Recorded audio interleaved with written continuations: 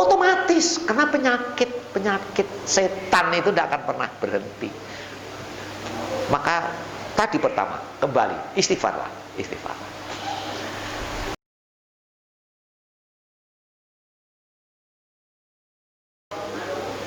Wal afina anin nas. Maklumlah dengan kejelekan dan kesalahan orang lain. Artinya apa? Kalau ada orang lain berbuat salah, oh saya juga pernah berbuat salah. Itu sederhana, bahasa agama itu sederhana, tetapi prakteknya berat. Orang sudah bertitel dikatakan ulama, sudah tokoh agama, kalau marah naudzubillah min dzalik, ngomongnya sembarangan. Coba. Jadi tidak jaminan. Titel kan dari orang per orang, tapi titel dari Allah itu yang mana? Kita kan seringkali terpengaruh oleh kelakuan orang lain. Kita tuh gampang dan enteng ketika berbuat baik dan diketahui orang lain, seneng gitu. Wah itu loh jangan. Ustadz percontohan itu, disiplin, seneng.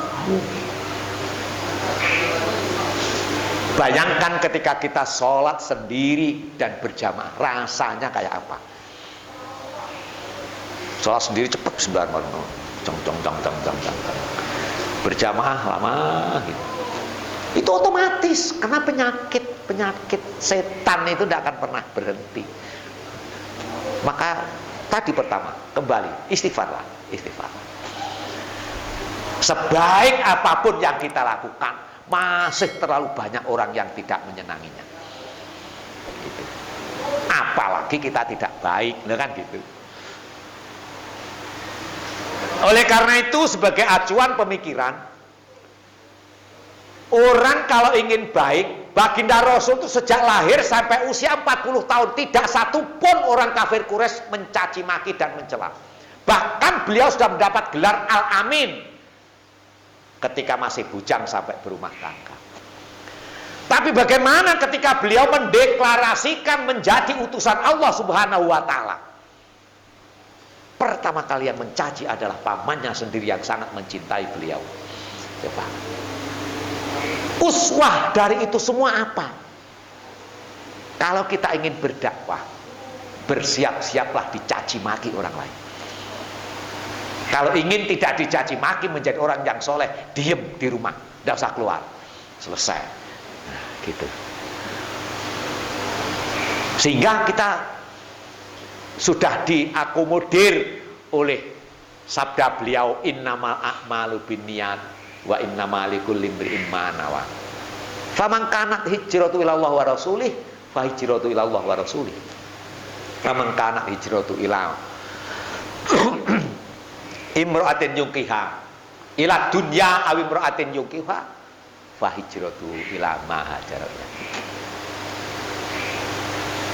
Jadi kalau kita itu bergerak dalam sesuatu, niatnya karena Allah, sudah jelas baik, diniati karena Allah, maka Allah yang akan berikan balasan. Tapi kemudian kita punya niatan sesuatu hanya terbatas apa yang kita inginkan, yang pendek itu, yaitu Allah kasih itu, wa malahum fil akhirati min khalaq. Berikutnya tidak ada apa-apanya. Gitu. Kita sholat karena ilmu, ya bagus sholatnya karena ilmu, tapi tidak karena Allah. Gitu. Makanya sering saya sampaikan, sudahlah, kalau kita dalam sholat, jangan tergesa-gesa membenarkan atau menyalahkan sholat orang lain. Kecuali orang lain itu bertanya, tahu sholatnya orang kok begini-begini, tidak usah dinilai, sudah. Yang penting berjamaah. Sekarang kan jatuh. Dulu Umar bin Khattab itu kalau mau ngimami, kerisnya, pedangnya dihunus, kemudian jalan di sop-sop itu, sawu subuh vakum, sawu subuh vakum. Makanya orang Arab yang perutnya buncit itu takut. Dulu tidak ada zaman Umar bin Khattab itu, tidak ada perut buncit, karena kena pedang nanti kalau begitu. Wah, itu terus ditiru, sholat yang paling wah gitu. Ya tidak sebegitunya, gitu lah ya. Tidak sebegitunya. Oh, sholat itu harus mata kaki ketemu dengan mata kaki yang lain.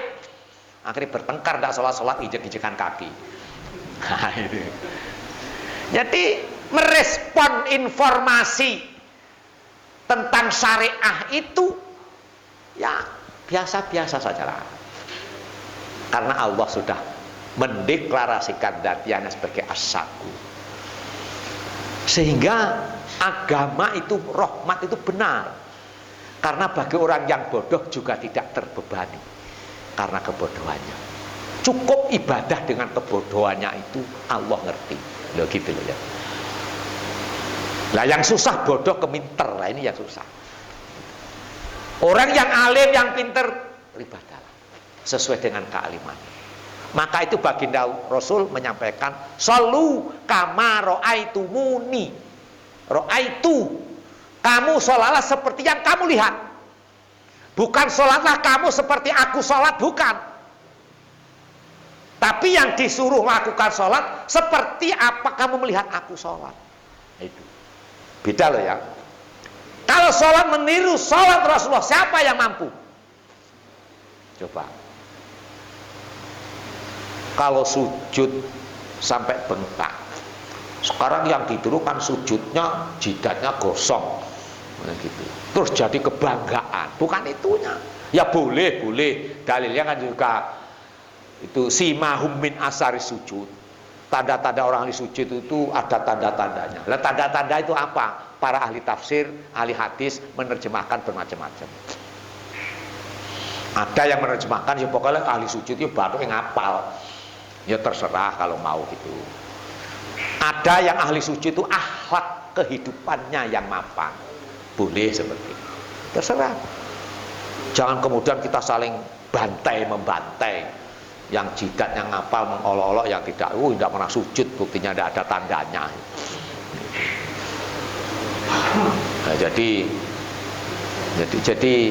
inilah perlunya wal kadhiminal ghaidh dan wal afina aninas.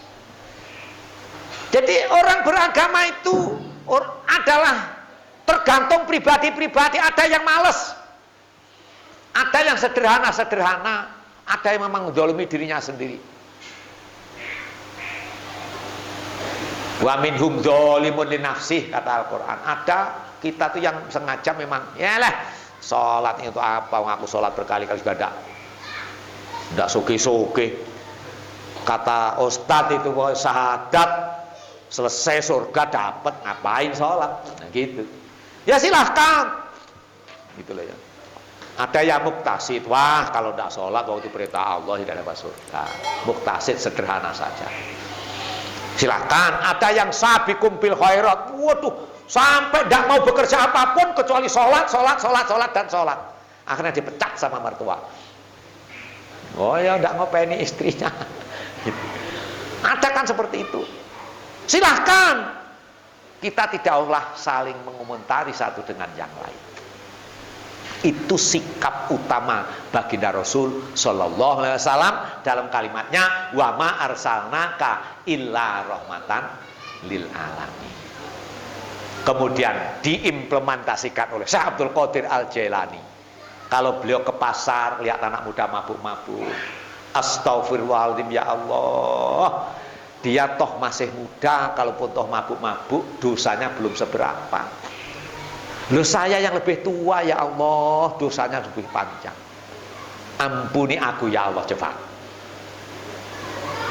Sekarang kan orang kalau anak muda mau apa sudah ngocok, udah anak muda jadi generasi pengecut sing macam-macam. Yang dosa yang komentar akhirnya. Tahu yang tua bermaksiat, Abdul Qadir menyampaikan apa, ya Allah? Dia sudah tua masih bermaksiat, masih untung ya Allah. Karena amal solehnya tentu lebih panjang, karena umurnya sudah panjang. Loh saya yang masih muda ya Allah, amal solehnya belum seberapa. Ampuni aku ya Allah. Coba gitu. Kalau kita sudah bisa memegangi rumus Al-Quran istighfar, menjadi pemberi, mental pemberi, mampu mengendalikan emosional dan tidak terpengaruh oleh kelakuan orang lain, insya Allah kita akan menjadi uswah bagi siapapun. Jadi contoh pengaruh itu tadi, kita tuh seringkali kalau melihat orang berbuat jahat kita mangkel duluan. Hubungannya apa sih? Gitu loh ya. Kita mangkel duluan, marah-marah, terus nambah-nambahi komentar. Loh, kita tuh siapa? Jamaah yang dirahmati Allah Subhanahu wa taala. Ditutup ayat itu dengan innallaha yuhibbul muhsinin. Rumus dalam Islam itu ada iman, ada Islam, ada ihsan. Tugas kita adalah ihsan. Iman tidak usah dibahas. Karena cukup la ilaha illallah, selesai, iman itu milik kita. Kayak gitu. Sekarang kan enggak. La ilaha illallah buat mukul orang lain. La ilaha illallah untuk mengkafirkan orang lain. Selesai kita la ilaha illallah sekali seumur hidup, selesai. Kemudian Islam 5 hal, syahadat, sholat, zakat, puasa, haji, semua kita sudah lakukan, kecuali yang tidak mampu. Coba. Karena ada orang itu oleh Allah ditakdirkan ngerti sholat itu wajib, ngerti sholat itu kebutuhan, kemudian Pak Yai, cuman saya itu heran, kalau pas waktu sholat kok saya mesti lupa, itu ada apa? Gitu ya. Gitu. Artinya dia tuh mau ngomong aku tidak pernah sholat, itu tidak berani. Tapi ngomongnya setiap datang waktu sholat pasti saya lupa, Pak Yai, sehingga saya tidak pernah sholat. Saya pengen. Nah, makanya doakan Pak Yai, saya ini mau umroh duluan. Dan tidak sholat duluan, umroh duluan. Ya terserah sanalah. Ada ya gitu itu. Ya saya mau komentari apa? Itu. Komentari apa? Itu. Ya terserah, nanti di sana gebuki awal ya urusan Allah itu. Ya. Wa in tu'adzibuhum innahum ibadu wa in taghfir lahum fa innaka antal azizul hakim, kata Allah. Ya Allah, kalau kamu mau menggebuki orang-orang yang zalim, silahkan, wong itu hambamu sendiri. Kalau kamu mau mengampuni, ya Allah, sesungguhnya Engkau zat yang maha bijaksana. Itu doa Rasulullah itu. Loh, kita yang tidak punya pangkat apa-apa kok mendoakan jelek orang lain, apa hubungannya? Wah, kalau sama pejabat itu marah-marah, apa pejabat itu tidak korupsi, tidak bisa. Coba aspal baru dibangun 3 hari jebol lagi, itu kan karena korupsi. Mana buktinya, mana? Sudahlah, tidak usah komentari yang tidak-tidak itu. Wah, ini sekarang beremnya terlalu tinggi, tidak ditimbun, belum selesai. Katanya kontraktor loh ya.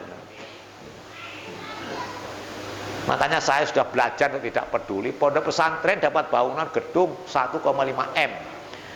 Tak total loh, saya juga ngerti bangunan dikit-dikit. Ya sudahlah. Akhirnya kontraktor yang terakhir, saya tinggal kebagian kerak-keraknya, yang kontraktor yang pertama duitnya dibawa lagi gini-gini. Ya sudahlah, bercerita sendiri. Itulah dunia. Jadi, ayo, innallaha yuhibbul muhsinin. Ihsan itu selalu berbuat baik kepada siapapun.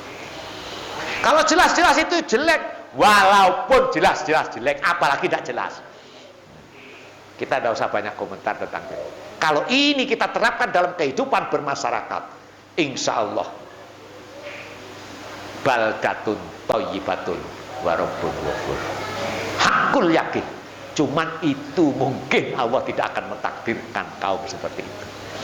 Tetapi minimal kita punya niatan dengan memperingati kelahiran baginda Rasul, kita meniru sedikit demi sedikit apa yang dilakukan oleh baginda Rasul dan sebatas apa yang kita ketahui.